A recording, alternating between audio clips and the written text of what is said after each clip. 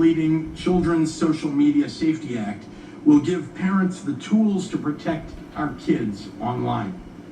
My social media platform fee requires the social media giants to pay for the mental health and educational degradation that they've caused to our children.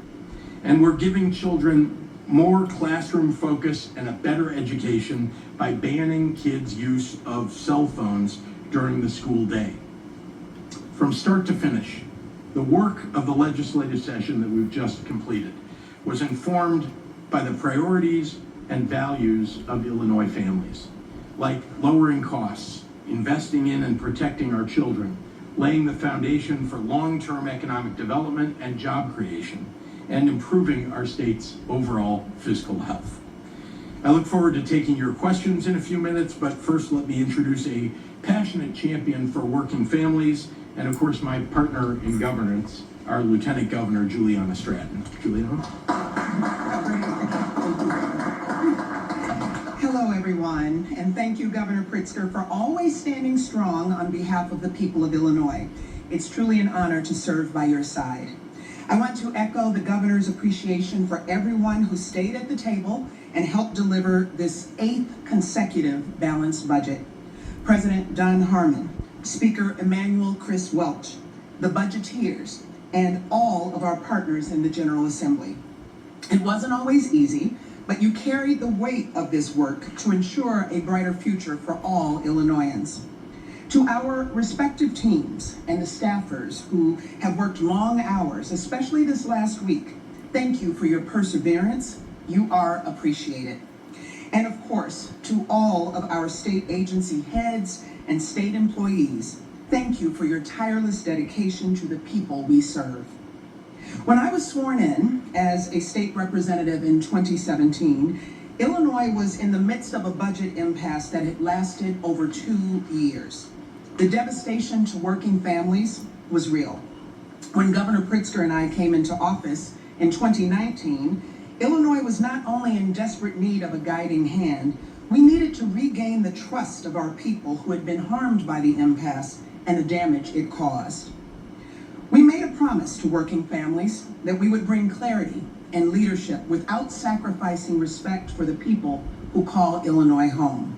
By staying laser focused on being good stewards of taxpayer dollars, for 7+ years, we've built back that trust and delivered for Illinoisans in every corner of our state.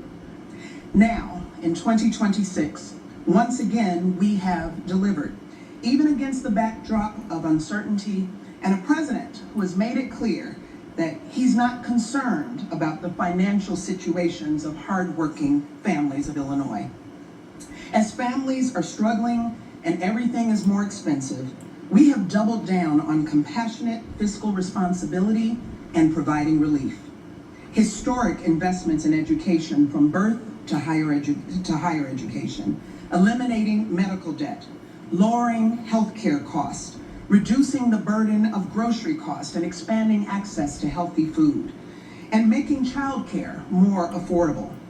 And as chair of the Illinois Council on Women and Girls, I'm especially proud that my office's key legislative priority passed, the history-making Senate Bill 3325, which expands menopause education and improves perimenopause and menopause care for women, making Illinois the first state in the nation to do so. As you can see, we remain committed to Illinois being the best state in the nation to live, work, and raise a family. I'm so proud to be a part of an administration that chooses to stand on the front lines with our people as we write this next chapter in Illinois' story. And as I always say, our only way forward is together. It's now my honor to pass it over to one of our tremendous partners in progress, Speaker of the Illinois House, Emanuel Chris Welch. Speaker. Good morning, everyone. It is nice to be back after such a quiet, restful night. Thank you, LG. We began this session with a simple focus. People who work hard shouldn't feel like every day is such a struggle. Opening a bill shouldn't feel so scary. No one should have to choose between their medication or putting food on the table. These conversations that families have around their kitchen tables are at the heart of our agenda here in Illinois. And that's why we were able to deliver a fiscally and socially responsible budget that moves forward while Washington is choosing to retreat every single day. That's why we're investing in expanded school lunch and our first of its kind fresh program to meet the needs of SNAP recipients who have been turned away by Washington. That's why we're investing in education at every level, from early childhood to elementary school, to after school, to college, to career training. That's why we're investing in affordability by freezing the gas tax and cutting taxes on back to school shopping. And in these and other spaces, there is definitely more work to be done. We need to continue our work on AI regulation. We need to continue our work on affordability. We need to continue our conversations on the Bear Stadium question. I know in the House, we need time to review the bill that came over early this morning. We need to know, where do the Bears stand? We need to take the time to get it right. Last night, we passed a major cannabis and hemp reform package. One that many people said the House would never get done. The same was said about the 340B package we passed last night. The same was said about the Junk Fee Ban Act that is now on the governor's desk. The same has been said about an assault weapons ban. The same has been said about CJA. The same has been said about transit. But we've gotten it done by using our processes and taking the time to listen and to get it right. We delivered finished products that were better than we could have ever imagined. And so I want to thank my partners, Governor Pritzker and President Harmon. They have truly been partners in this every single step of the way. Special thanks to my budgeteers. I got to tell you, I've told them every day, I couldn't have done it without them, because they truly did the work. They are winners. They know that I say winners do the work, and they did the work. Leader Gable, Leader Gazzardi, Leader Buckner, Leader Delgado, I want to thank you publicly in front of all these cameras. And I also want to thank my all-star team, my staff, Madeline, John, Jason in the Budget and Policy Office. I want to thank Kat Gray and her legal team. I want to thank Nora Walsh and the legislative team. I want to thank John Maxon and Dolores Walton and Izzy. And of course, directing all that traffic is my rock star Chief of Staff, Clayton Harris III. Thank you, my friend. And with that, I want to bring up my partner in legislating, my friend from the West Suburbs. Please welcome the Senate President, Don Harmon.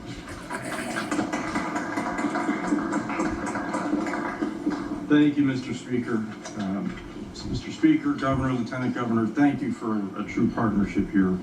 I also appreciate the thanks that went to our budgeteer, Senator L.G. Sims, and those not with us this morning, hopefully sound asleep, Senators Halpin, Belt, Aquino, and Villanueva, as well as our crack staff. Incredibly grateful for the hard work. This budget was built in a moment of extraordinary uncertainty. More than 100,000 people are losing food assistance because of decisions coming out of Washington.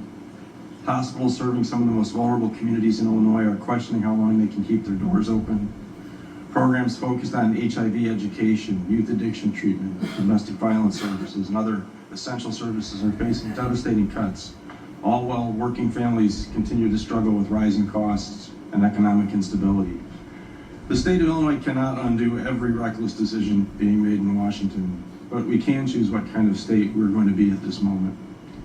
For Illinois Senate Democrats, that meant strengthening safety net programs to help as many as we can. It meant protecting access to hospitals and healthcare in communities all across Illinois. And it meant continuing to invest in the future of our children, even when the federal government on a daily basis wreaks havoc on public education. The single largest increase in this budget goes to public schools. More than $300 million new dollars go to classrooms across Illinois. We also created the state tax-free back-to-school shopping window to give working families a little breathing room when the next school year rolls around. And we accomplished all of this while passing another responsible, balanced budget that does not raise the state income or sales tax. Would we like to do more? Of course. There's always more work to do. but leadership is about making responsible decisions in difficult moments.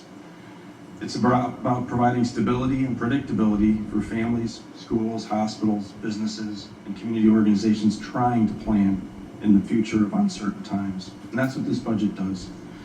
I want to thank again all the members of the Senate Democratic Caucus, the House Democratic Caucus, the Speaker, the Governor, and everyone involved for their partnership and shared commitment to moving Illinois forward responsibly and compassionately. With that, I'll turn the microphone back to the Governor.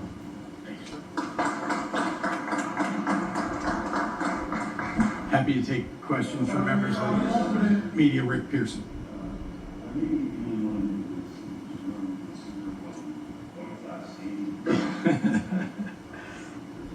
Yes, you mean when everything stopped at midnight and time, I got it. Time is a flat circle, yeah.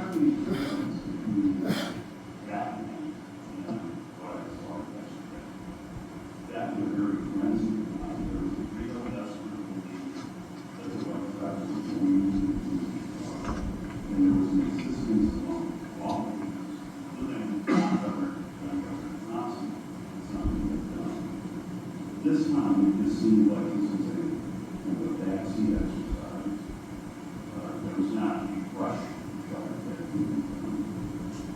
Different chambers were on different playlists. And there was always the question of, quite frankly, where's the governor? Can you explain?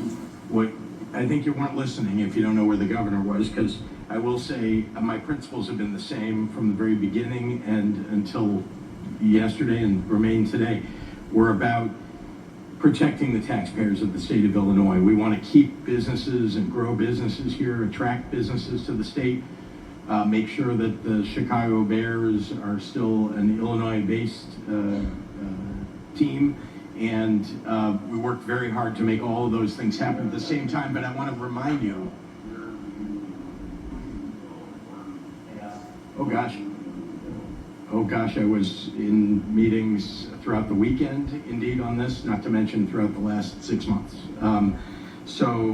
What I can tell you is that my principles focused on the taxpayers of Illinois, making sure we weren't doing something like paying for a stadium, a privately owned stadium for a billionaire-owned team.